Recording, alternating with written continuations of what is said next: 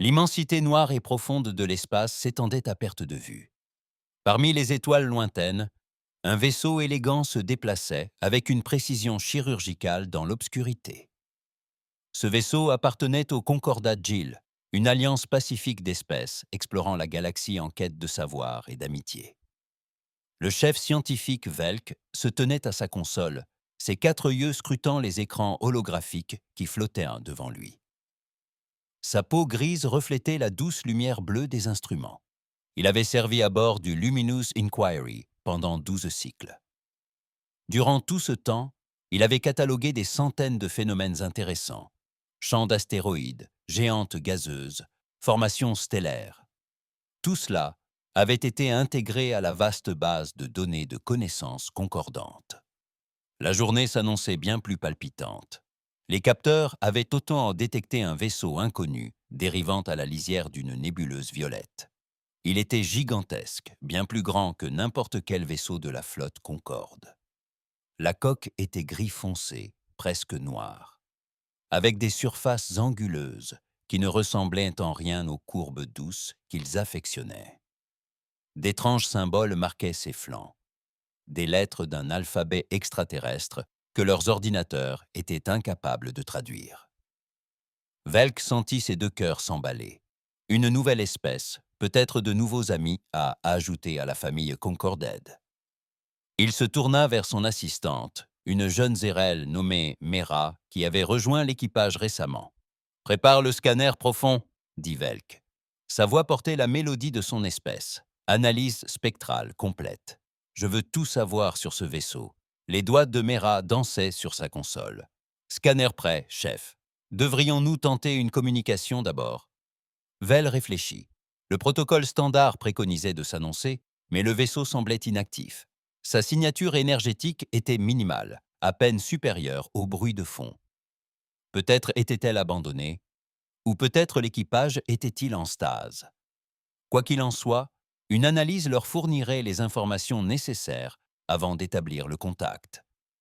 Le vaisseau semble inactif. Velk décida. Nous allons d'abord effectuer une analyse, puis les saluer comme il se doit.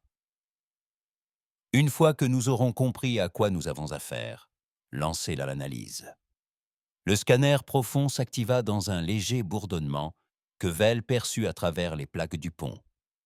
Des faisceaux invisibles de particules exotiques traversèrent le cycle vide, pénétrant la coque de l'étrange vaisseau de guerre. Ce scanner était une merveille de la technologie Concordat, capable d'analyser chaque système à bord d'un vaisseau sans causer le moindre dommage. Il pouvait lire les signatures énergétiques, cartographier l'agencement intérieur, identifier les positions de l'équipage et même déterminer la composition chimique du carburant dans leur réservoir. Les données commencèrent à affluer sur les écrans de Velk. Ses yeux s'écarquillèrent tandis que les informations se transformaient en schémas cohérents. Le vaisseau n'était pas abandonné. Elle abritait plus de 2000 formes de vie, toutes dans un état d'activité réduite, en phase de sommeil. Le vaisseau était hérissé d'armes, bien plus que n'importe quel vaisseau d'exploration n'en aurait besoin. Tubes lance-missiles, canons à énergie, systèmes de défense rapprochés et autres armes dont Vel ne put déterminer immédiatement la fonction. Par les fondateurs, murmura Mera. C'est un vaisseau de guerre, un véritable vaisseau de guerre. Vel acquiesça lentement. Les Concordés possédaient, eux, aussi des vaisseaux de guerre, à proprement parler. Mais il s'agissait de navires cérémoniels, destinés à honorer les guerriers de leur passé antique, antérieur à la Grande Paix. Ce vaisseau était différent. Chaque ligne de sa conception respirait la violence et l'efficacité. Il n'avait été construit que dans un seul but, la guerre. Le scan s'acheva. Velk s'apprêtait à composer un message de bienvenue, soigneusement formulé pour transmettre des intentions pacifiques à cette espèce manifestement militariste. Puis tout bascula. Le vaisseau de guerre extraterrestre s'anima soudain, telle une étoile naissante. Tous les systèmes à bord de l'immense vaisseau s'activèrent simultanément. Les niveaux d'énergie atteignirent des sommets, tels que les instruments de Velk, se mirent à hurler d'alarme. Des sabords s'ouvrirent le long de la coque, révélant des rangées interminables de canons. Les baies de lancement s'ouvrirent en grand, et de petits vaisseaux commencèrent à en sortir en masse, tels des insectes furieux s'échappant d'une ruche dérangée. « Que se passe-t-il » demanda Mera d'une voix aiguë, la peur l'envahissant. « Nous n'avons rien fait. » La console de Velk s'illumina de transmission. Son ordinateur peinait à traduire la langue extraterrestre, mais le sens était suffisamment clair à la seule intonation. C'étaient des avertissements, des menaces, des exigences. La traduction s'acheva enfin, et une voix rauque résonna dans la salle d'interrogatoire. « Action hostile détectée. Vous avez 10 secondes pour désactiver toutes vos armes et vous soumettre à une inspection immédiate. Tout manquement à cette consigne entraînera votre destruction. Ceci est votre seul avertissement. » Velk sentit son sang se glacer. Une action hostile.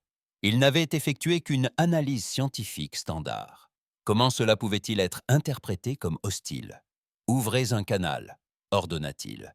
Émettez sur toutes les fréquences. Dites-leur que nous sommes pacifiques, que nous ne voulons faire de mal à personne. » Mais tandis que Mera s'affairait frénétiquement à sa console, Vel comprit l'horrible vérité. Le scan. Profondeur capable de pénétrer les coques et de lire les systèmes internes. Pour une espèce militariste et paranoïaque, un tel scan ressemblerait trait pour trait à une sonde de reconnaissance effectuée avant une attaque. Ils avaient donné à ces extraterrestres toutes les raisons de croire que l'appareil lumineux s'apprêtait à faire feu sur eux. Le compte à rebours se poursuivait en arrière-plan. 8 secondes. 7 secondes. « Capitaine Reli, à la passerelle !» Vel cria dans le système de communication du vaisseau. « Situation d'urgence !» 6 secondes. 5 secondes. Sur son écran tactique, Velk vit les systèmes d'armes du vaisseau extraterrestre verrouiller complètement sa cible. Les petits vaisseaux qui avaient décollé se positionnaient pour intercepter toute tentative de fuite. Son propre vaisseau était équipé d'instruments scientifiques et de boucliers légers destinés à le protéger des radiations cosmiques. Rien qui puisse résister aux armes militaires. 4 secondes, 3 secondes, canal ouvert. Mehera annonça « Transmission en cours ». Velk parla rapidement, ses mots se bousculant les uns après les autres. « Nous sommes l'enquête lumineuse du Concordat Gel. Nous sommes un vaisseau scientifique en mission d'exploration pacifique. Notre scan n'était pas hostile. Nous l'ignorions. Nous ne vous voulons aucun mal. 2 secondes. 1 seconde. Le compte à rebours atteignit 0. Belle ferma les yeux et attendit la fin, mais elle ne vint pas. Pas encore. La voix extraterrestre reprit, plus froide que jamais. Votre vaisseau maintiendra sa position actuelle. Vous couperez tous les systèmes, à l'exception du système de survie. Préparez-vous à l'abordage. Toute résistance sera immédiatement réprimée par la force létale. Vous avez 30 secondes pour obtempérer. » Velk ouvrit les yeux et regarda Mehera. Son visage exprimait la même confusion que lui. Ils étaient encore en vie, mais pour combien de temps? Et que se passerait-il lorsque les extraterrestres monteraient à bord? Le capitaine Relis fit irruption sur la passerelle. Son écharpe de commandement argentée était de travers. Rapport. « Nous avons commis une terrible erreur, » dit Velk d'une voix calme. « Et nous devons maintenant en assumer les conséquences. » Le capitaine Orrin Drake se tenait sur la passerelle de l'UNC Retribution, la mâchoire serrée à un point tel qu'il en avait mal. L'écran holographique devant lui affichait chaque détail du vaisseau extraterrestre qui venait de scanner le sien. Son officier tactique l'avait immédiatement remarqué. Le scan à pénétration profonde qui avait exploré chaque système de son cuirassé. Quelqu'un venait de regarder à l'intérieur de son vaisseau, de cartographier son armement, de compter son équipage, d'identifier ses faiblesses et son état. La voix de Drake était calme et maîtrisée. 20 ans de service lui avaient appris à ne jamais laisser transparaître ses émotions en situation de crise. Le vaisseau extraterrestre désactive ses armes, monsieur, rapporta le lieutenant Chen depuis le poste tactique. Ils émettent sur plusieurs fréquences. Le logiciel de traduction est en cours d'analyse. Drake acquiesça, mais sa main resta fixée sur les commandes de tir intégrées à son siège de commandement. Le Rétribution naviguait en silence, immobile dans l'ombre de la nébuleuse, à la recherche d'infiltrés craints. La procédure standard s'appliquait en zone contestée, et voilà que ce vaisseau inconnu les avait illuminés comme un sapin de Noël avec son scan. La traduction parvint. Drake écouta les déclarations frénétiques des extraterrestres qui prétendaient avoir des intentions pacifiques. Mission scientifique. Il ne savait pas. Il n'avait aucune mauvaise intention. Il avait déjà entendu des paroles similaires, il y a 80 ans. La première espèce extraterrestre rencontrée par l'humanité avait tenu des propos presque identiques juste avant d'attaquer. « Monsieur, dois-je déposer les armes ?» demanda Chen. « Négatif », répondit Drake. « Débarquement des équipes Alpha et Bravo. Armement maximal. Je veux que ce navire soit sécurisé et son équipage appréhendé dans les 15 minutes. Moi, monsieur. » Drake afficha les journaux de scan sur son écran personnel. Il les étudia avec l'œil exercé de quelqu'un qui avait survécu à 3 batailles majeures et à d'innombrables escarmouches. L'analyse extraterrestre avait été exhaustive, professionnelle. Exactement le genre de reconnaissance qu'on effectue avant d'attaquer une cible. Elle avait permis d'accéder à ses systèmes d'armement, aux listes de son équipage, à ses réseaux tactiques, à tout ce qu'un ennemi devait savoir avant de frapper. Son esprit revint, comme toujours dans ces moments-là, aux leçons d'histoire que chaque enfant humain apprenait à l'école. Le premier contact avec les crins, le jour où l'humanité apprit qu'elle n'était pas seule dans l'univers et que celui-ci était bien plus dangereux qu'elle ne l'avait jamais imaginé, les crins arrivèrent dans les colonies extérieures de la Terre, porteurs de messages similaires, prônant la paix et la curiosité scientifique. Ils demandèrent l'autorisation d'inspecter les vaisseaux humains afin d'étudier leur culture et d'établir des relations diplomatiques. L'humanité, en quête désespérée d'alliés parmi les étoiles après des siècles d'expansion solitaire, avait accepté avec empressement. Les analyses avaient été détaillées et exhaustives, tout comme celle-ci. 3 jours plus tard, l'Essaim-Crin attaqua, connaissant parfaitement chaque faille des défenses humaines. Des milliards d'êtres périrent lors de la première vague. La guerre qui s'ensuivit faillit anéantir l'humanité. Seules des mesures désespérées et des armes violant tous les traités que l'humanité avait jamais conclus avec elle-même permirent d'inverser le cours des événements. Aujourd'hui, encore 80 ans plus tard, la guerre se poursuit dans les régions frontalières. Drake avait 12 ans lorsqu'une force de frappe dévastatrice frappa sa colonie natale. Il se souvenait encore de sa mère le poussant dans la capsule d'évacuation. Il se souvenait encore d'avoir regardé par le petit hublot l'explosion du vaisseau, dans un éclair de lumière blanche. Les crins ne faisaient pas de prisonniers. Ils ne négociaient pas. Ils se contentaient de dévorer, passant de système en système, comme des sauterelles. Et ils commençaient toujours par une analyse détaillée, comme celle-ci. « Équipe d'abordage en route, monsieur », annonça Chen. « Heure d'arrivée estimée, 4 minutes. » Drake observa la manœuvre tactique tandis que les navettes d'assaut franchissaient l'espace entre les vaisseaux. Le vaisseau extraterrestre ne cherchait ni à fuir ni à combattre. C'était bon signe, mais cela ne prouvait rien. Les crins étaient passés maîtres dans l'art de la tromperie. Ils pouvaient camoufler leurs vaisseaux, imiter d'autres espèces, dissimuler leur véritable nature jusqu'au moment de frapper. Il avait déjà perdu trop d'amis à cause de ces créatures. Cette fois, il vérifierait tout avant de prendre le moindre risque. «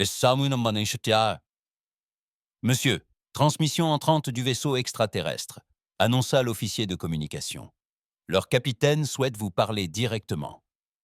Passez-moi la communication. » L'hologramme révéla un être différent de tout ce que Drake avait jamais rencontré.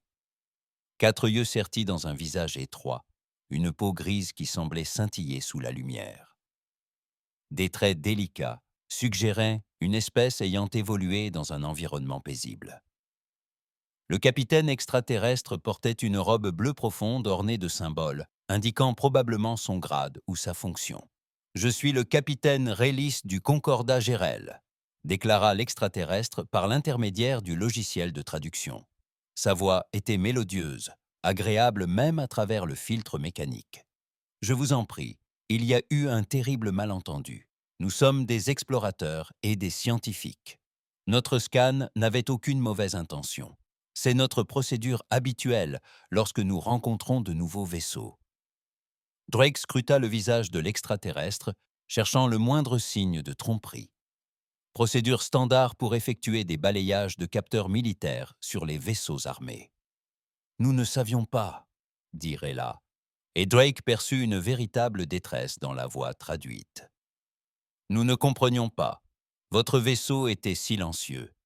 Nous avons cru que vous étiez en détresse ou que votre équipage était en stase. » Le scan avait pour but de déterminer si vous aviez besoin d'aide.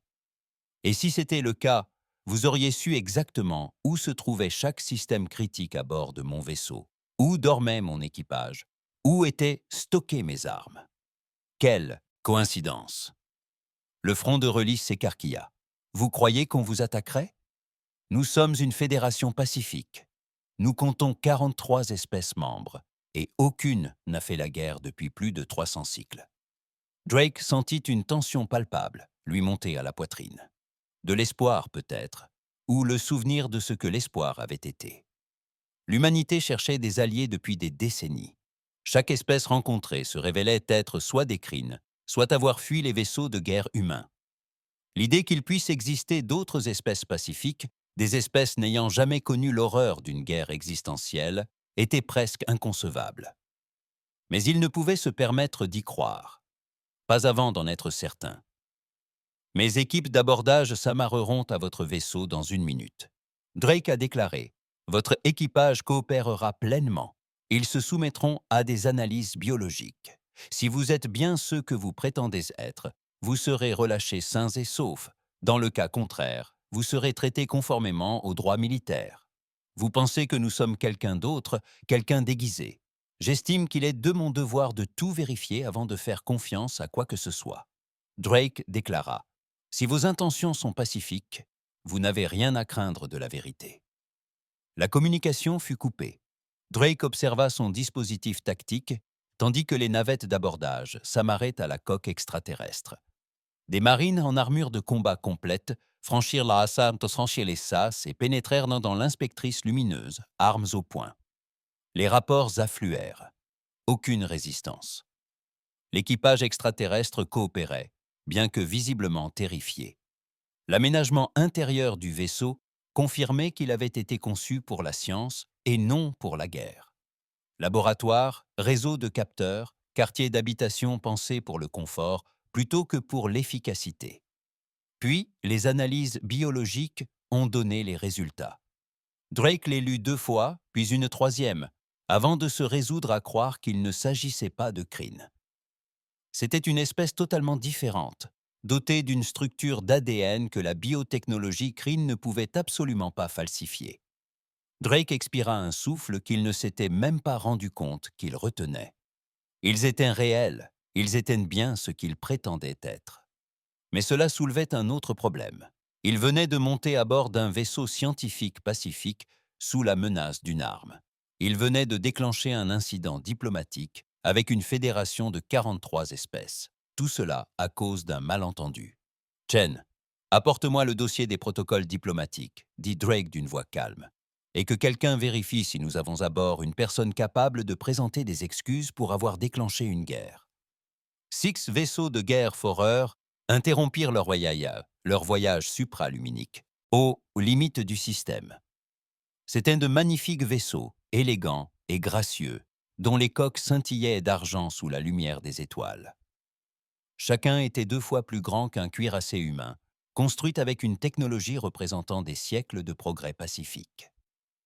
La commandante de flotte Yachen se tenait au centre du pont de son vaisseau amiral, son armure cérémonielle, reflétant la lumière des écrans qui l'entouraient. Elle avait reçu le signal de détresse de l'enquête lumineuse 3 heures auparavant. Après 3 heures de voyage éprouvant, poussant ses vaisseaux à leurs limites, dans l'incertitude de leur arrivée à temps, elle aperçut enfin le vaisseau de guerre humain sur ses capteurs, sombre et anguleux.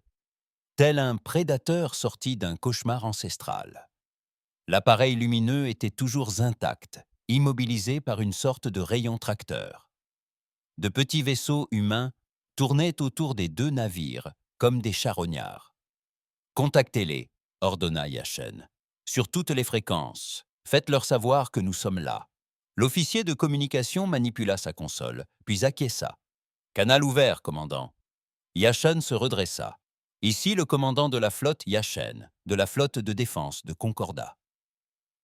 Vous retenez l'un de nos navires et son équipage contre leur gré. Vous devez les libérer immédiatement, sous peine de sanction. » La réponse ne tarda pas. L'hologramme apparut, représentant un homme, plus petit qu'un humain, mais de constitution plus robuste.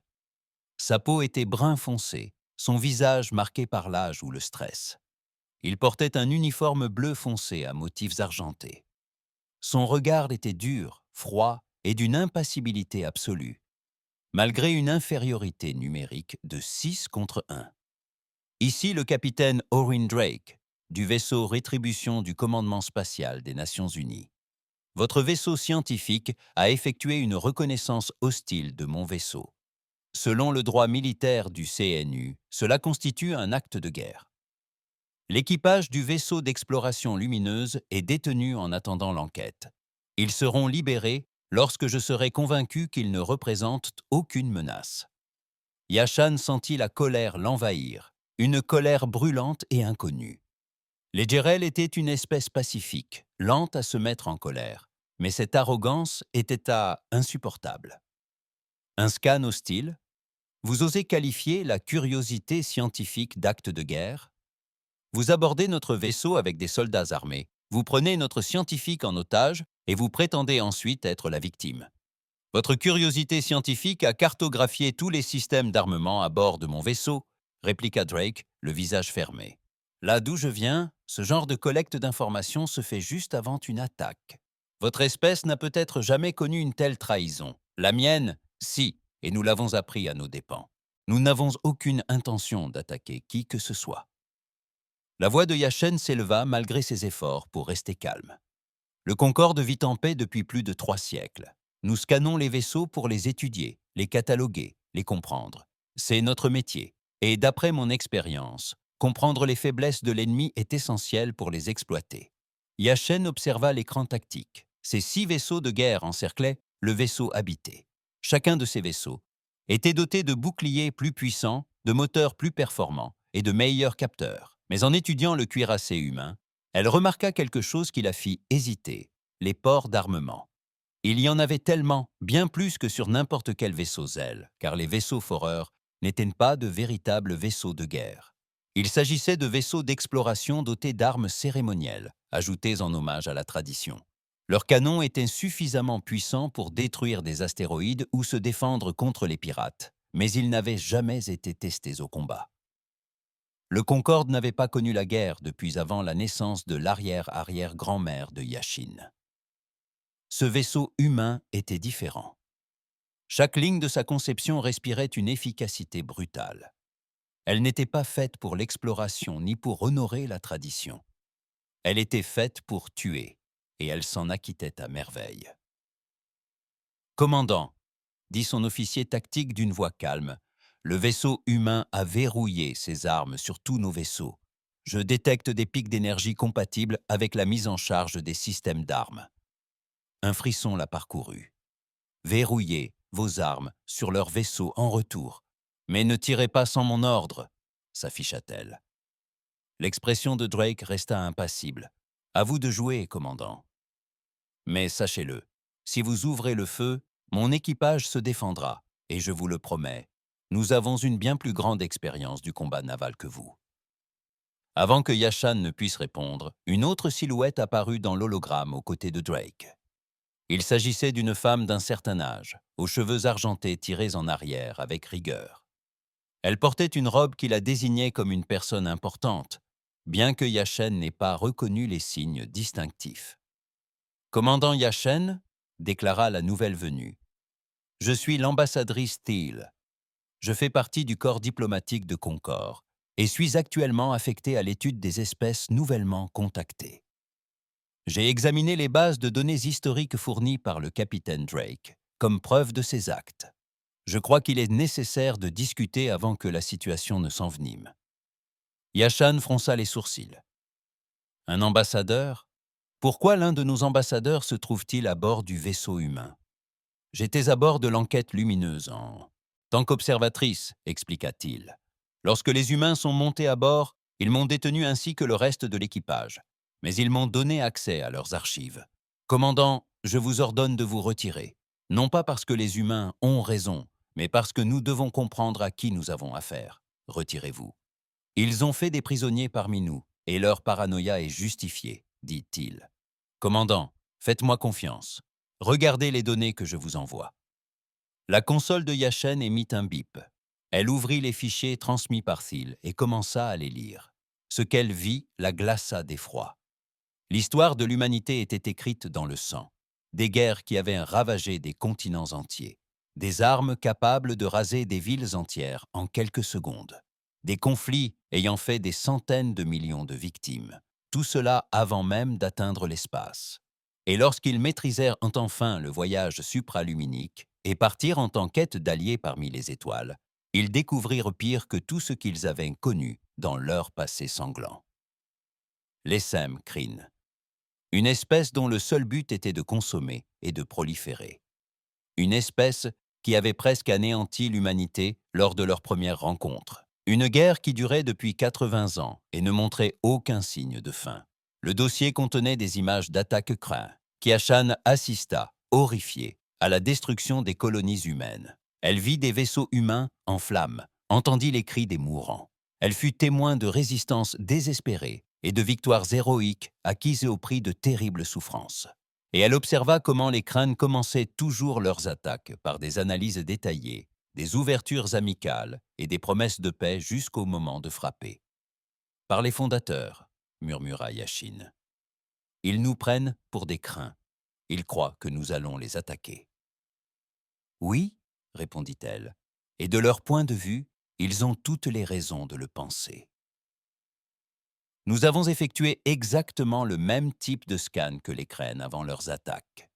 Nous les avons approchés alors qu'ils étaient vulnérables. Nous leur avons donné toutes les raisons de croire que nous étions une menace. » Yashan regarda l'image de Drake dans l'hologramme. Elle le voyait différemment maintenant, non plus comme un chef de guerre arrogant, mais comme un survivant d'une horreur qu'elle pouvait à peine imaginer. Un homme qui avait vu son espèce presque disparaître, qui avait perdu des amis et des membres de sa famille, victime d'un ennemi aux visages amicaux jusqu'au début du carnage. « Capitaine Drake, » dit lentement Yashen, « je commence à comprendre votre point de vue, mais vous devez aussi comprendre le nôtre. Le Concorde n'a jamais rencontré d'espèce comme la vôtre, Kryn. Nous n'avons jamais eu à nous méfier des tentatives de paix. Nous venons d'une réalité différente de la vôtre. »« Je comprends cela, » dit Drake, « et j'aimerais vivre dans votre réalité plutôt que dans la mienne. Mais ce n'est pas le cas, et je ne peux pas prendre de risques avec la vie de mon équipage. » Yashen s'apprêtait à répondre lorsque toutes les alarmes de sa passerelle se mirent à hurler simultanément. La voix de son officier tactique se brisa sous l'effet de la panique. « Commandant, nouveau contact. Vaisseau inconnu entrant dans le système. Signature énergétique introuvable dans notre base de données. Il fonce sur nous à grande vitesse. » L'expression de Drake changea pour la première fois. Ses yeux s'écarquillèrent et Yashan vit quelque chose d'inattendu sur le visage d'un guerrier aussi aguerri, la peur. « Tous les vaisseaux humains en position de combat !» aboya Drake. « Représailles sur la flotte. Ceci n'est pas un exercice. Ce vaisseau est Kryn. » Je répète, contact Kryn. Si vous tenez à la vie, fuyez ou combattez à nos côtés, car ils ne s'arrêteront pas pour poser des questions. Yashen fixait son écran tactique tandis que le vaisseau inconnu se rapprochait. Plus petit que ses navires, il se déplaçait avec une grâce prédatrice, accélérant à une vitesse fulgurante, puis, sans prévenir, sans communication, sans le moindre préambule, il ouvrit le feu. Les conséquences de ce premier scan allaient s'avérer bien plus graves que quiconque aurait pu l'imaginer. Le vaisseau Kryn frappa sans pitié ni hésitation. Ses armes transpercèrent les bouclières du vaisseau de guerre Gérel le plus proche comme du papier, entaillant profondément sa coque. L'atmosphère s'échappa dans l'espace en d'immenses panaches d'air glacé. La magnifique coque argentée se brisa et noircit sous l'assaut. La commandante Yashin assista, horrifiée, à la destruction de l'un de ses vaisseaux. Elle commandait cette flotte depuis 6 ans. Durant tout ce temps, le danger le plus grave auquel ils avaient été confrontés avait été une erreur de navigation près d'un champ d'astéroïdes. Elle n'avait jamais vu un vaisseau détruit. Jamais elle n'avait vu ses hommes mourir. « Renvoyez vos tirs !» cria-t-elle. « Tous à l'attaque !» Sa flotte répondit, leurs armes illuminant l'obscurité de l'espace. Rayons d'énergie et salves de missiles convergèrent sur le vaisseau craint. Mais le vaisseau extraterrestre se déplaçait d'une manière que Yachen n'avait jamais vue. Il se tordit et roula, esquivant la plupart des tirs avec une grâce incroyable. Les quelques obus qui l'atteignirent parvinrent à peine à égratigner sa coque sombre. Le vaisseau, tel un cheveu sur la soupe, tira de nouveau. Un autre vaisseau subit des dégâts critiques. Celui-ci n'explosa pas, mais il devint noir. Les systèmes défaillèrent tandis que l'équipage luttait désespérément pour survivre. Commandant, leurs armes perçant nos boucliers. Son officier tactique rapporta « Nos systèmes subordinaires. Défenses ne sont pas conçus pour une telle puissance de feu. » Yashin sentit la panique l'envahir. Ils étaient en train de perdre. Sa flotte était anéantie par un seul vaisseau ennemi. Toute leur technologie de pointe, tout leur progrès scientifique ne valait rien face à un adversaire taillé pour la guerre. Puis la riposte commença. Le cuirassé humain maintenait sa position près de l'objet lumineux qui l'informait. Il accéléra alors, se plaçant entre le vaisseau Kryn et le vaisseau amiral de Yachen. Les armes humaines ouvrirent le feu dans un barrage tonitruant qui illumina tous les capteurs du pont de Yachen. Contrairement aux armes conventionnelles, les armes humaines n'étaient ni élégantes ni efficaces. Brutales et dévastatrices, elles étaient conçues pour détruire plutôt que pour neutraliser. Des missiles sillonnaient l'espace en laissant derrière eux une traînée de feu. Des canons à énergie tiraient en rafales rapides. Des systèmes de défense rapprochés tissaient un réseau mortel autour du vaisseau humain. Le vaisseau Kryn dut interrompre son attaque contre la flotte Gérel pour faire face à cette nouvelle menace. Il roula sur lui-même et esquiva les attaques, mais même son incroyable agilité ne pouvait tout éviter. Les armes humaines martelèrent ses boucliers, le repoussant. Tous les vaisseaux se replient sur leur position secondaire, ordonna Drake par le canal de communication. Mettez vos vaisseaux endommagés à l'abri. Laissez-nous gérer la situation. Yashan voulait protester, insister sur le fait que sa flotte était capable de se battre. Mais elle en avait assez vu. Les Gérel étaient des explorateurs et des scientifiques. Les humains étaient des guerriers. C'était leur monde, leur genre de bataille. Et ils y excellaient bien plus qu'elle.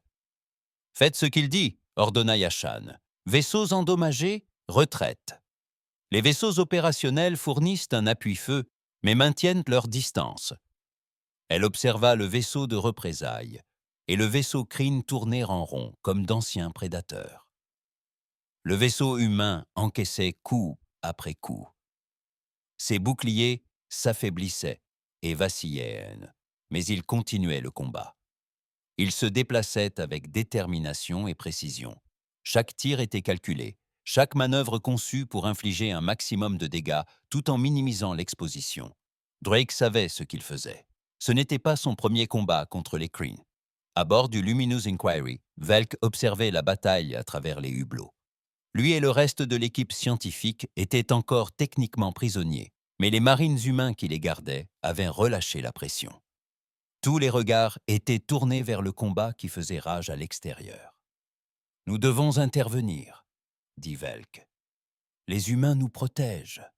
Nous ne pouvons pas rester là sans rien faire. » La sergente des marines, une femme aux cheveux, roux courts et au visage marqué de cicatrices, le regarda. « Vous êtes des scientifiques, pas des soldats. Que pouvez-vous faire ?»« Nos capteurs, répondit Velk du tac au tac. La technologie des capteurs Jirel est la meilleure du Concorde. Nous pouvons localiser ce vaisseau sinistre bien mieux que vos systèmes. Nous pouvons anticiper ses mouvements, repérer les failles de ses boucliers. Laissez-nous vous aider. La sergente parla dans son émetteur-récepteur, puis acquiesça. Le capitaine dit que vous pouvez accéder à vos systèmes. Mais si vous faites quoi que ce soit de suspect, nous vous bloquerons à nouveau. Compris. Compris. Velk se précipita vers sa console, Mirror juste derrière lui. Ses doigts parcoururent les combos sur les commandes, activant les puissants réseaux de capteurs qui rendaient cette exploration lumineuse si précieuse. Le vaisseau Crin apparut avec une précision parfaite sur ses écrans. Il pouvait distinguer les harmoniques de ses boucliers, la répartition de son énergie et même les variations de température à la surface de sa coque. Là, dit-il en désignant une partie du vaisseau, ce point précis sur leur arrière-train. Les boucliers sont plus faibles à cet endroit, probablement parce qu'ils concentrent leur énergie sur les armes frontales. Si le vaisseau humain parvient à atteindre ce point, il pourra infliger de sérieux dégâts. Le sergent des marines a transmis l'information.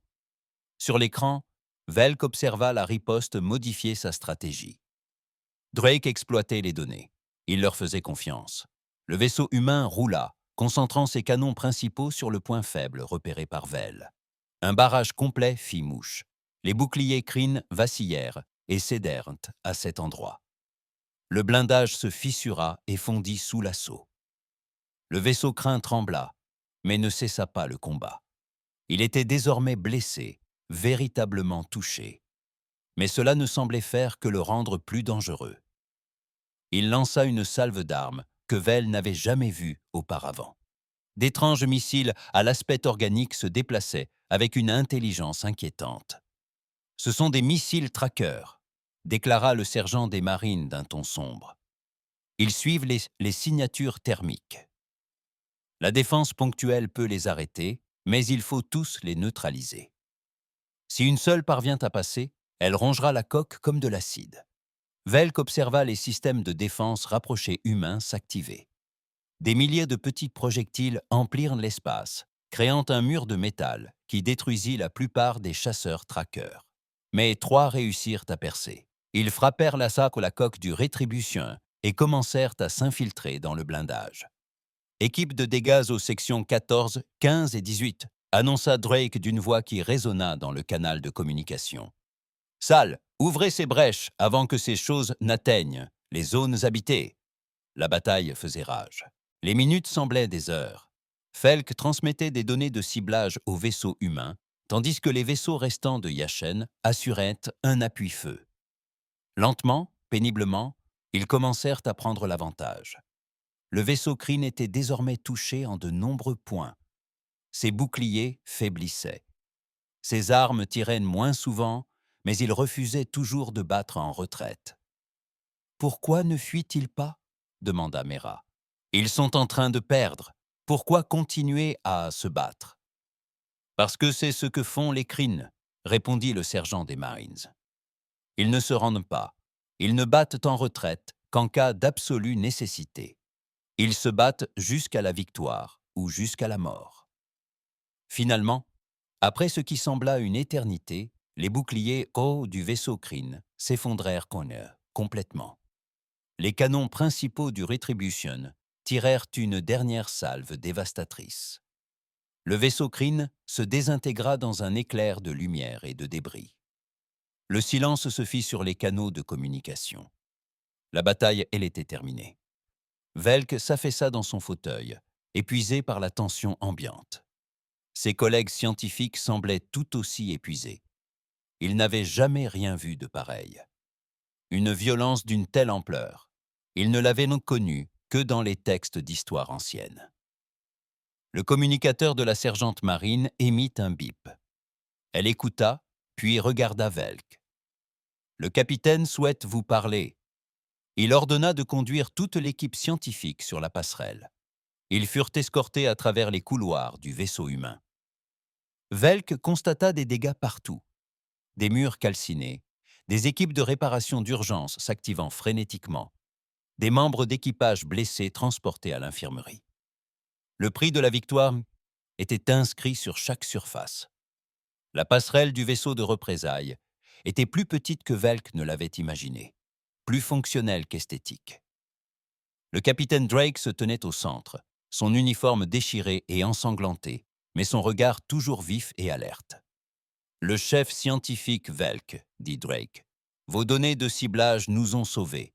Ce vaisseau craint nous aurait anéantis si vous n'aviez pas trouvé ce point faible. » Nous n'avons fait que ce que nous pouvions, répondit Velk. Vous nous protégiez, c'était le moins que nous puissions faire. Drake hocha lentement la tête. Avant l'attaque de ce vaisseau craint, je m'apprêtais à vous libérer en vous présentant mes excuses pour le malentendu. Comme les choses se compliquent. À quel point? Ce vaisseau éclaireur Kryn a transmis notre position avant que nous ne le détruisions, dit Drake d'un ton sombre. Une flotte entière sera là d'ici quelques jours. Toute cette région de l'espace est sur le point de devenir une zone de guerre. Votre Concorde a eu la chance d'éviter le CR jusqu'à présent. Cette chance vient de tourner. La voix de Yachen résonna sur le canal de communication. Le capitaine Drake a raison. Nous avons détecté la transmission. Commandant Yachen, je demande l'autorisation de monter à bord du Retribution. Nous devons discuter de la suite des événements. Drake regarda Velk, puis l'écran affichant les vaisseaux de suivi endommagés. Autorisation accordée. Je pense qu'il est temps de cesser de nous considérer comme des ennemis et de commencer à dialoguer comme des alliés. Velk sentit ses cœurs s'emballer. Une alliance entre les humains guerriers et les pacifiques partisans de la Concorde. Cela paraissait impossible. Pourtant, quelques heures basses auparavant, il aurait affirmé qu'il était impossible pour son vaisseau scientifique de survivre à un combat contre un vaisseau de guerre Kree. La galaxie regorgeait d'impossibles, semblait-il, et l'humanité leur apprenait que certains pouvaient devenir réalité. 3 semaines plus tard, l'ambassadrice Teal se présenta devant le Conseil concordé sur Jerael Prime, la planète capitale. La salle du Conseil était un immense dôme de cristal et de lumière, conçu pour inspirer paix et contemplation. Des représentants de 43 espèces étaient assis en cercle. Leurs regards étaient rivés sur elle. Elle n'avait jamais été aussi nerveuse de toute sa vie. « Honorable membre du Conseil », commença-t-elle d'une voix assurée malgré sa peur. Je viens aujourd'hui devant vous pour vous parler d'une grave menace qui pèse sur le Concordant et d'une solution improbable à cette menace. Sur l'écran holographique derrière elle, des images apparurent. L'attaque des Kryn, les vaisseaux Zerel détruits, la bataille acharnée dans l'espace profond. Elle n'avait rien modifié, rien caché. Le Conseil devait voir la vérité. Nombreux furent les représentants mal à l'aise pendant la projection des images. La paix régnait depuis si longtemps sur les Concordes que la plupart des espèces avaient oublié à quoi ressemblait une véritable guerre. Certains des plus jeunes représentants n'avaient même jamais été témoins d'aucune violence. Voici les Semkryn, poursuivit Teal. Une espèce qui n'existe que pour s'étendre et consommer. Ils ne négocient pas, ils ne font aucun compromis. Ils prennent tout simplement ce qu'ils veulent et éliminent quiconque se dresse sur leur chemin. Et maintenant, à cause de notre rencontre avec l'humanité, ils savent que nous existons. Le représentant Kelmar de la délégation vexienne se leva. Il était grand et mince, la peau bleue et l'allure fière. « Ambassadeur Teal, insinuez-vous que les humains sont responsables de cette situation, qu'ils nous ont apporté cette menace? » « Non, répondit-il fermement. Les humains combattent que les Kryn depuis 80 ans. Ils ont cherché désespérément des alliés, une espèce qui pourrait les aider à survivre face à cette menace. Chaque fois qu'ils ont approché une autre civilisation, ils ont été rejetés, jugés. Trop agressifs, trop militaristes, trop violents. Elle marqua une pause, laissant ses paroles faire leur chemin. Nous les avons rejetés nous aussi, à notre manière. Lorsque la sonde lumineuse scruta leur vaisseau, les humains réagirent avec force, car c'est ainsi que leur expérience leur avait appris. Ils ont été trahis tant de fois qu'ils ne font confiance à personne. Et peut-on les blâmer? Tous les visages amicaux qu'il croisait se révélaient être des crins déguisés, ou prenaient la fuite, terrorisés. Un autre représentant se leva. Il s'agissait de Maresh, conseiller des Avani, une espèce réputée pour son approche philosophique des problèmes. Vous parlez comme si nous devions compatir avec les humains, mais ils ont abordé notre vaisseau scientifique. Ils ont fait prisonnier notre peuple. Ce ne sont pas les agissements d'une espèce pacifique. Non, s'accordèrent-ils, ils ne le sont pas. Les humains ne sont pas pacifiques. Ils ne peuvent se le permettre, mais ils ne sont pas non plus d'une violence aveugle. Le capitaine Drake a libéré notre équipage dès qu'il a vérifié que nous n'étions pas des Kryn. Il a risqué son vaisseau pour protéger la flotte du commandant Yashin. Il nous a communiqué des informations tactiques pendant la bataille. Ce ne sont pas les agissements d'un ennemi. Elle a avancé l'affichage holographique. On y voyait désormais les humains et les ailes combattre ensemble. Les données des capteurs Felk étaient utilisées pour cibler le vaisseau Kryn. Les armes humaines protégeaient les vaisseaux Jerel. Deux espèces très différentes, luttant côte à côte contre une menace commune. « Les Krarren arrivent », annonça-t-il. Pas un simple vaisseau éclaireur, mais une flotte entière. Ils atteindront notre zone d'entraînement d'ici quelques mois. À leur arrivée, ils ne s'arrêteront pas pour s'enquérir de nos intentions. Ils ne se soucieront guère de nos 3 siècles de paix. Ils ne verront que des ressources à exploiter et un territoire à conquérir. Le silence régnait dans la salle du conseil. Ils pouvaient en lire la peur sur de nombreux visages, le déni sur d'autres. Ils refusaient de la croire. Ils voulaient en penser qu'il s'agissait d'une erreur, d'un problème qui se résoudrait par la diplomatie et la raison, mais au fond d'eux-mêmes, ils savaient qu'elle disait la vérité. « Nous avons le choix », déclara Théo. « Nous pouvons rejeter les humains comme l'ont fait tant d'autres espèces. Nous pouvons préserver notre supériorité morale et nos traditions pacifiques, et mourir seuls et sans défense à l'arrivée des Kryn. Ou bien accepter une vérité dérangeante. » Elle balaya la salle du regard, croisant celui du plus grand nombre de représentants possible. Les humains ne sont pas comme nous. Ils viennent d'un monde violent et ont connu la guerre depuis toujours. Ils nous mettent mal à l'aise car ils nous rappellent que la paix n'est pas l'état naturel de la galaxie. C'est un acquis qu'il faut conquérir, défendre, protéger. Les humains le savent. Ils ont payé ce savoir de leur sang. L'image du capitaine Drake apparut sur l'écran holographique. Ils avaient enregistré son témoignage, son explication de l'histoire et des peurs de l'humanité. Elle joua alors le morceau, permettant au conseil d'entendre directement le témoignage de quelqu'un qui avait vécu les horreurs qu'elle décrivait. Les paroles de Drake étaient dures à étaient de source directe et honnête. Il ne s'excusait pas de la violence de l'humanité. Il ne cherchait pas à la présenter sous un jour plus pacifique qu'elle ne l'était. Il disait simplement la vérité. L'humanité était une espèce forgée dans le feu, façonnée par les conflits, et la galaxie avait besoin de ce qu'elle était devenue. L'enregistrement terminé, Thiel reprit la parole. Le capitaine Drake nous a fait une proposition. L'humanité partagera son expertise militaire avec les Concordés. Ils entraîneront nos forces de défense. Ils nous apprendront à combattre, à survivre face à des ennemis comme les Kryn. En échange, ils demandent seulement l'accès à notre technologie, nos capteurs, nos systèmes énergétiques, nos connaissances scientifiques. Ils croient qu'ensemble, nos 2 civilisations peuvent créer quelque chose qu'aucune ne pourrait construire seule. Et qu'en est-il de leur nature agressive? Le conseiller Mine demanda « Si nous leur enseignons notre technologie, si nous leur donnons accès à nos systèmes les plus avancés, comment savoir qu'ils ne se retourneront pas contre nous? Comment savoir que nous ne faisons pas simplement passer une menace pour une autre ?» Il s'attendait à cette question. C'était la préoccupation évidente, la crainte qui allait freiner nombre de membres du Conseil. « On ne sait pas », admit-elle. « On ne peut pas en être certain, mais j'ai passé 3 semaines à bord du Retribution. J'ai parlé avec le capitaine Drake et son équipage. J'ai vu comment ils traitent leurs hommes, comment ils honorent leurs morts, comment ils font leur deuil. Ce ne sont pas des monstres, ce sont des survivants. » Elle afficha une dernière image. On y voyait Velk et Drake côte à côte sur le pont du Retribution, étudiant des systèmes tactiques.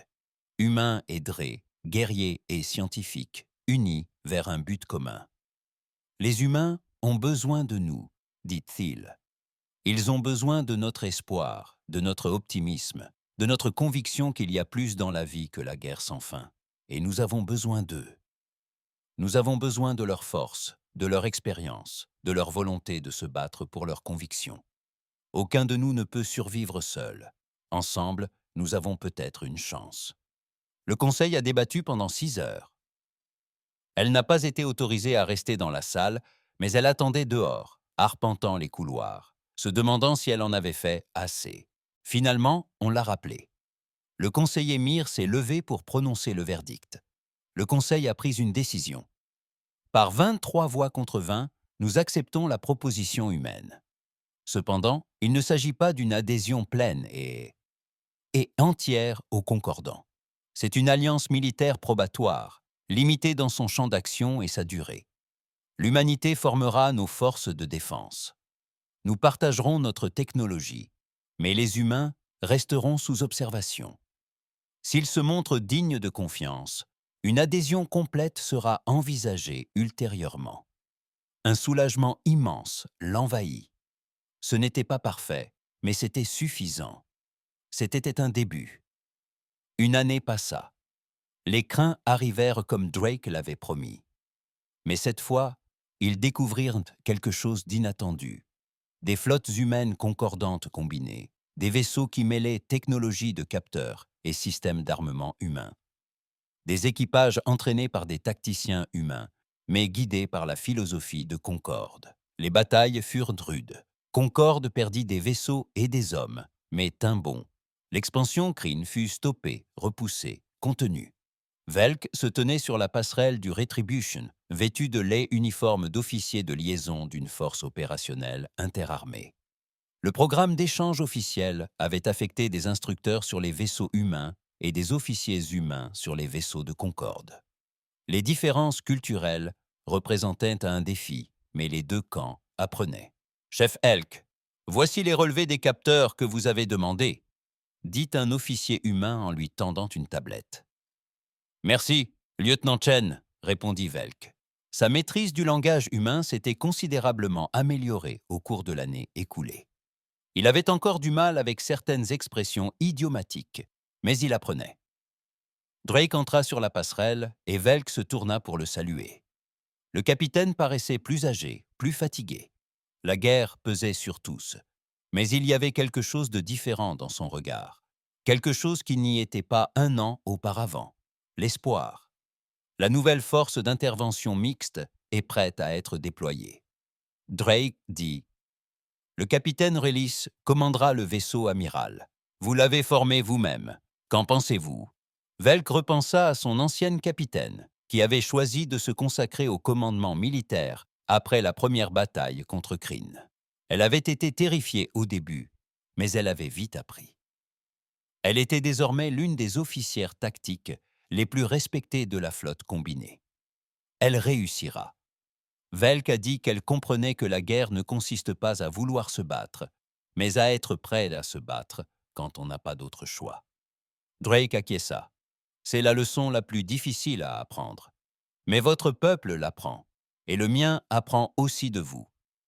Apprendre qu'il existe d'autres choses, ça, protéger que le territoire et les ressources.